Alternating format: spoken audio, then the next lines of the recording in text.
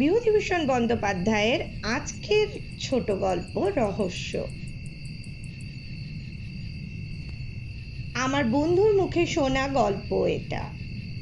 বন্ধুটি বর্তমানে কলকাতার কোনো কলেজের প্রফেসর, বেশ বুদ্ধিমান, বিশেষ কোনো রকম অনুভূতির ধার ধারেন না। উগ্র বৈষয়িকতা না থাকলেও জীবনকে উপভোগ করার আগ্রহ আছে, সে কৌশলও জানা আছে। সেদিন রাত্রে ঝমঝম করে বৃষ্টি পড়ছিল, নানা রকম গল্প হচ্ছিল গরম চা ও আনুষঙ্গিক খাদ্যের সঙ্গে মজিয়ে। অবশ্যই ভূতের গল্পই হচ্ছিল।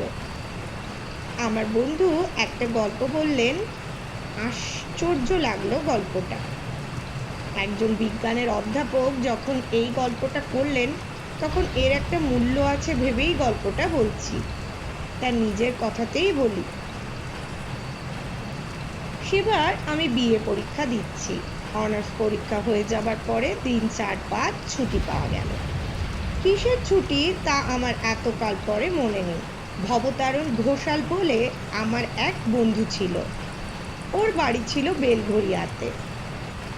ভবতারণ ক্লাসে খুব পান খেত, ক্লাসের বাইরে ঘন ঘন সিগারেট খেত, অশ্লীল কথাবার্তা বলতো, লম্বা লম্বা কথা বলতো, চালবাজির অন্ত ছিল না।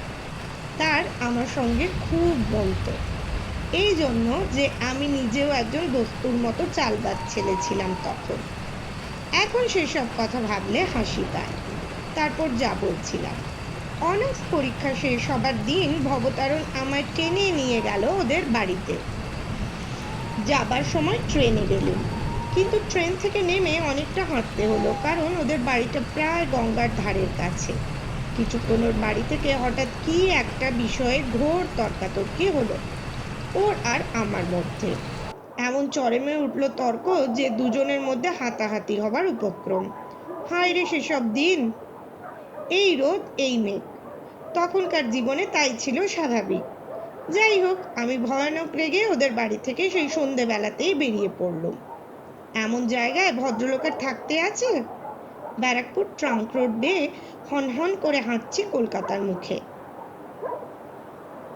দিব্যি ফুটফুটে জ্যোৎস্না রাত। মাঝে মাঝে এক আধখানা মোটর দ্রুত বেগে চলছে কলকাতার দিকে। সম্পূর্ণ নির্জন রাস্তা। একবার একটা মাতাল কুলি ছাড়া আর কোনো লোকেরও দেখা পাইনি। হঠাৎ আমার মনে হলো এতটা রাস্তা একটানা হাঁটতে পারবো না, একটু বিশ্রাম দরকার। ডাইনে বাঁয়ে চাইতে কিছু দূর গিয়ে একটা বাগান বাড়ি দেখে তার মধ্যে ঢুকে পড়লুম। বাইরে থেকেই আমার মনে হয়েছিল এ বাগান বাড়িতে লোকজন কেউ থাকে না, আছে হয়তো এক আধটা উড়ে মালি। তাকে 2-4টি পয়সা দিলে বাগানের মধ্যে বসে একটু বিশ্রাম করতে দেবে। এখন নিশ্চয় একটা পুকুর আছে বাগানে, নিশ্চয় তার ঘাট বাঁধানো। এমন গ্রীষ্মের দিনে জ্যোৎস্না রাতে পুকুরের ঘাটে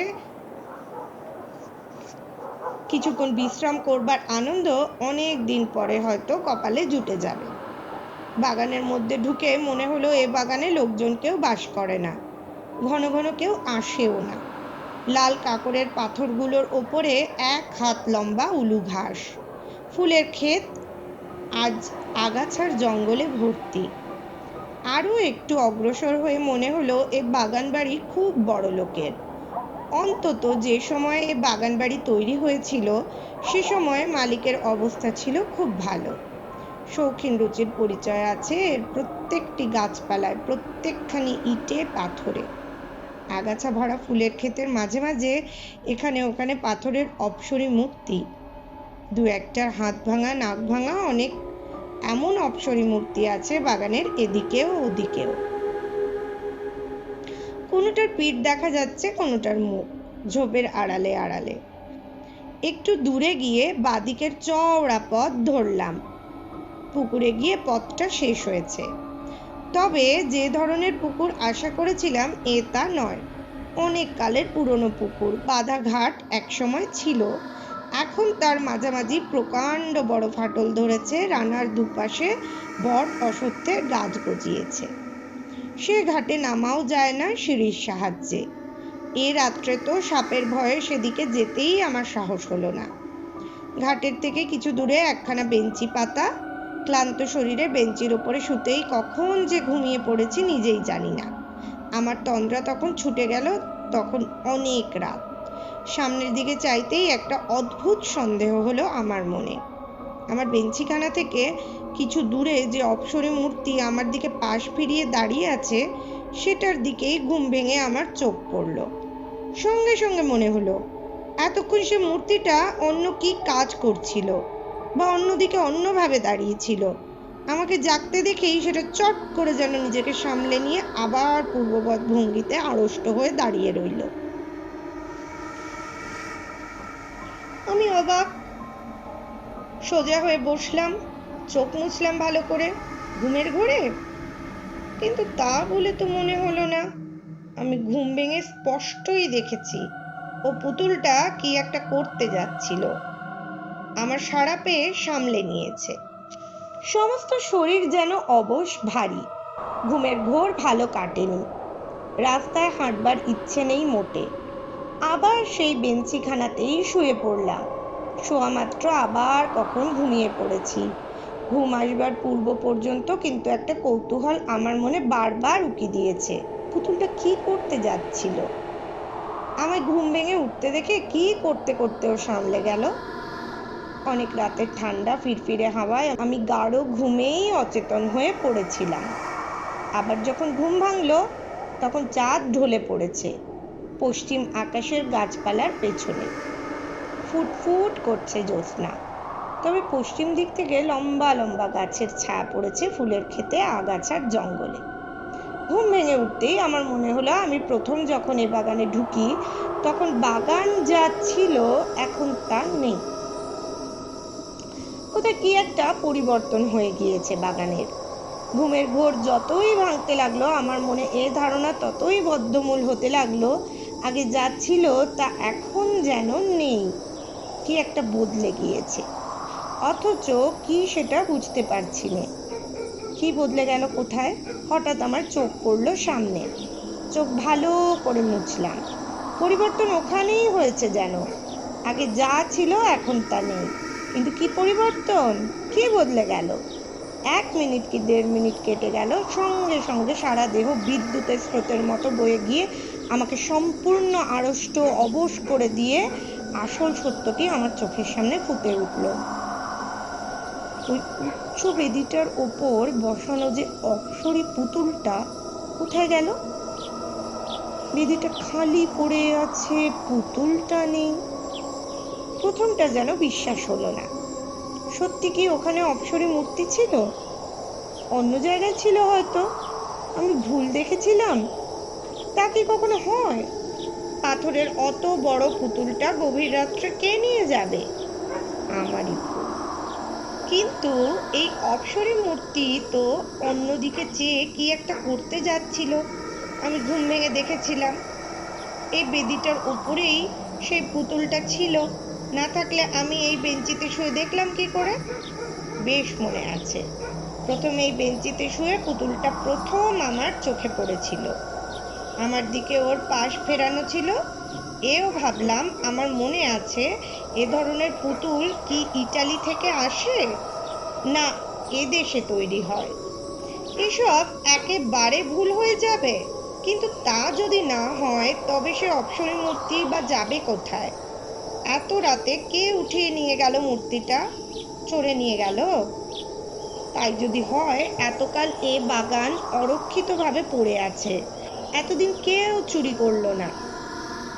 আর একজন জলজান্ত মানুষ শুয়ে আছে সামনের বেঞ্চিতে, আজই চোর এসে এত বড় ভারী মূর্তিটা চুরি করে নিয়ে যাবে? না, তাও সম্ভব বলে মনে হয় না। কেন জানি না, আমার কেমন ভয় হলো। গা ছমছম করতে লাগলো। রাত আর বেশি নেই। এ বাগানে আর শুয়ে থাকার দরকার নেই। আস্তে আস্তে কলকাতা মুখো হাঁটা দিই। যেমন এ কথা মনে আসা, অমনি আমি বেঞ্চি থেকে উঠে পড়লাম। পুকুরের ঘাটে নেমে চোখে মুখে জল দিয়ে নেব, ঘাটের দিকে যাচ্ছি। এমন সময় আবার অবাক হয়ে দাঁড়িয়ে রইলাম। বাঁধা ঘাটের ঠিক ওপরেই আমলকি তলায় সে স্ট্যাচুটা ছিল। সেটাই বা কই? সেটার হাত ভাঙা ছিল বলে আরো বেশি করে আমার দৃষ্টি আকর্ষণ করেছিল। ওই তো তার শূন্য বেদিটা পড়ে আছে। মনে কেমন সন্দেহ হলো। বাগানের চারিদিকে চেয়ে চেয়ে দেখলুম কত পুতুল ছিল এখানে ওখানে।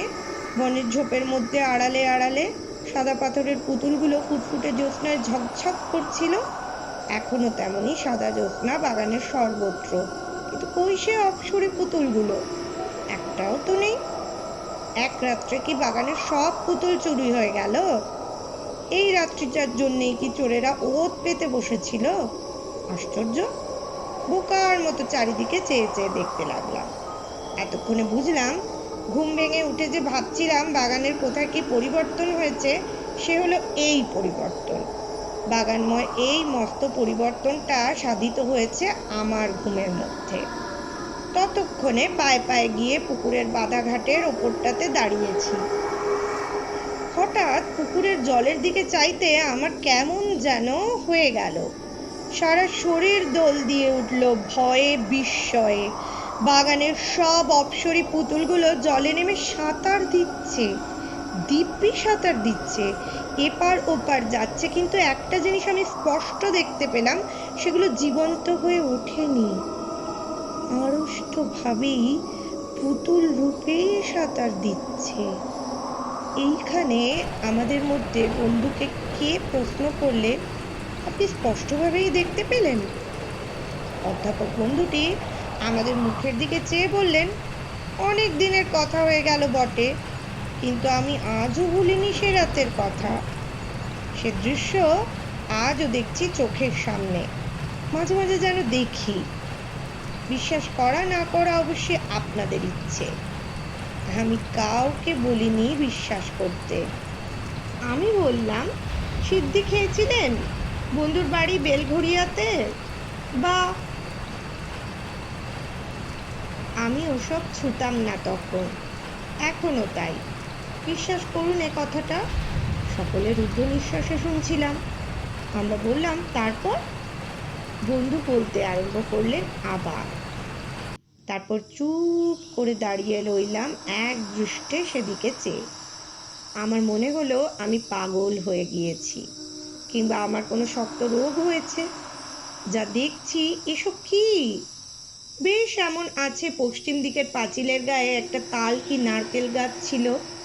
চাঁদ তখন গাছটার ঝাঁকড়া মাথায় ঠিক আড়ালে। সে ছবিটা বেশ মনে আছে আমার। আবার তখনই চোখ নামিয়ে পুকুরের দিকে চাইলাম। সেখানে সেই অদ্ভুত অবিশ্বাস্য অস্বাভাবিক দৃশ্য। সব সাদা সাদা বড় মর্মর মূর্তিগুলো জীবন্তের মতো জলকেলি করছে পুকুরের জলে। আমার মাথা ঘুরে গেল যেন। নিজের ওপর কেমন একটা অবিশ্বাস হলো। সেখান থেকে মারলাম টেনে ছুট, একেবারে সোজা দৌড়। ফটকের কাছে এসে যখন পৌঁছেছি, তখন আমার মনে হলো, অবশ্যই হলফ করে বলতে পারবো না সত্যি কি না, তবে আমার মনে হলো যেন অনেকগুলো মেয়ে খিলখিল করে একযোগে হেসে উঠলো। হাসির একটা ঢেউ যেন আমার কানে এসে পৌঁছলো।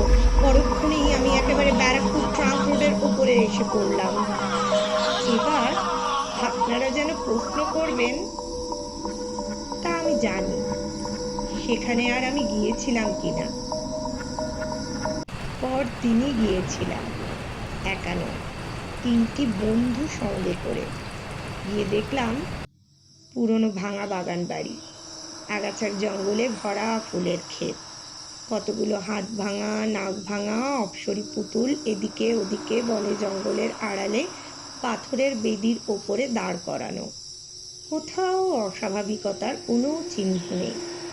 হঠাৎ আমার এক বন্ধু আমাকে ডাক দিলে, ঘাটের ওপরে আমলকি তলায় যে হাত ভাঙা পুতুলটা দাঁড়িয়ে আছে, একটা মোটা বিচুটি লতা মাটি থেকে গজিয়ে উঠে সেটার দুখানা পা আষ্টে পৃষ্ঠে জড়িয়ে রেখেছে। অন্তত 1 বছরের পুরনো লতা। গত বর্ষায় এই বিচুটি লতা গজিয়ে উঠেছিল এমনও মনে হয়। লতাটার কোথাও ছেঁড়া নেই, ভালো করে পরীক্ষা করে দেখা গেল। অথচ আমি হলফ করে বলতে পারি, এই পুতুলটাও কাল জলে নেমেছিল। অন্তত ও বেদিটা আমি কাল খালি দেখেছি। এই ঘাটের ধারেই তো কতক্ষণ দাঁড়িয়েছিলাম। বন্ধুরা বললেন, তাহলে বিচুটি লতাটা এমন থাকে কি করে? এই জড়ানো তো 1 বছরের জড়ানো। রাতারাতি গাছটা গজায়নি। ওদের যুক্তি অকাট্য। কি উত্তর দেব ওদের? আমার নিজেরই যখন ক্রমশ অবিশ্বাস হচ্ছে আমার নিজের ওপর। শুনলেন বিভূতিভূষণ বন্দ্যোপাধ্যায়ের লেখা রহস্য। আরও এরকম ভালো ভালো গল্প শোনার জন্য বাংলা সাহিত্য, ভারতীয় সাহিত্য তথা বিশ্ব সাহিত্যের স্বাদ পেতে অবশ্যই আপনারা সাবস্ক্রাইব করুন, লাইক, কমেন্ট এবং শেয়ার করে আমাদেরকে অনেক অনেক উৎসাহ দিন। আশিরচা, এই গল্পটা তোমার কেমন লেগেছে? খুব ভালো লেগেছে। বন্ধুরা, যদি তোমাদেরও এই গল্পগুলো ভালো লাগে তাহলে লাইক, সাবস্ক্রাইব আর শেয়ার করে কমেন্টে দাঁড়াও কি কি নতুন গল্প শুনবে। ঠিক, তাড়াতাড়ি জানাও আমাদের কি কি নতুন গল্প শুনবে।